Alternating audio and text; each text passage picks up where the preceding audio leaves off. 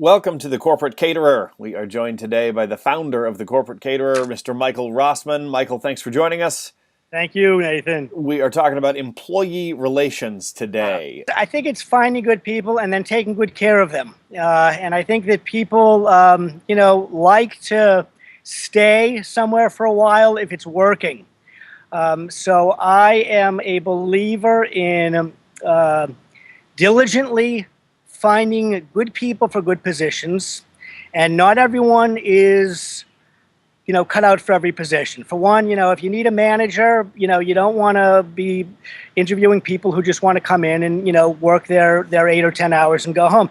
You have to find appropriate people for appropriate slots. If you're looking for delivery drivers, think about it. You need someone who they need to be able to speak English relatively well because they need to communicate with your customers.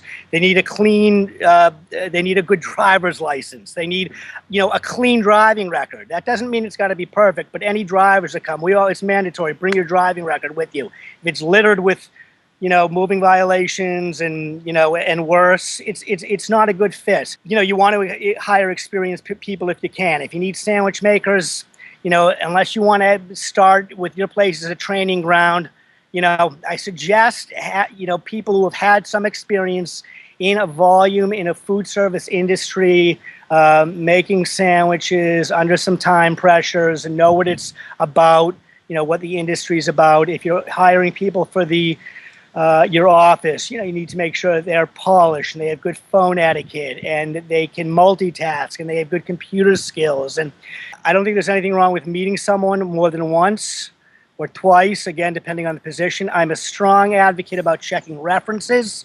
I think that your past work history is a good indicator of what you're going to get for the future. And so, sometimes it's just being maybe a little bit more diligent during the hiring process.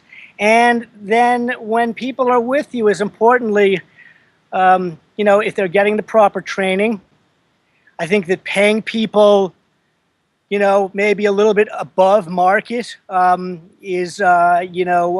long-term benefits in terms of attracting better help and people who are going to stay with you and loyal.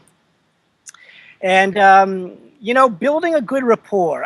Just because you're in the driver's seat, it doesn't mean you have to run everyone over. If you have to talk to someone or reprimand someone, you don't do it in public. You don't yell at people. You don't go, storming around like a crazy person. Treat people well. And you'll find good help. In a word, Craigslist. And that's where I find staff, and that's where I advertise for staff. It's affordable. Everyone uses it. It's everywhere. You can be really descriptive in terms of what you're looking for. You get a lot of response. You don't have to deal with phone calls. But I have had tremendous people in a variety of positions, including consultants and managers and marketing people from Craigslist over the years. And that's my go-to place. Where it's been, certainly, I'm not paying hundreds of dollars in the paper anymore, unfortunately for the papers, but that's the way of today's world.